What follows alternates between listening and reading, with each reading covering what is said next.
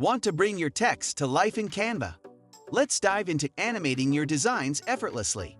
No matter what app you're using, animating your text can add a dynamic touch to your designs.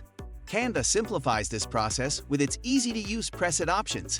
Here's how you can animate your text in Canva. Start by opening the file you want to animate.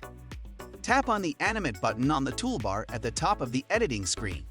In the Canva app, tap on an empty portion of the page first to access the toolbar. Click through the animations to preview them.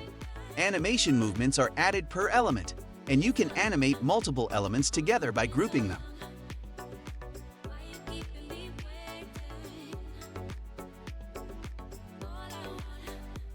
Select the elements you want to group and click Group on the toolbar. Once you've found an animation you like, simply click out of the menu. The animation will be saved automatically. To preview your entire file's animation, click on the Play button at the top of your screen. Preview your entire file by using the Play button to see how the sequences look together. After adding and combining animations, save and download your file as an MP4 video. If you found this guide helpful, make sure to subscribe for more tutorials on Canva and other tech tips. Don't forget to check out our other videos that you might enjoy.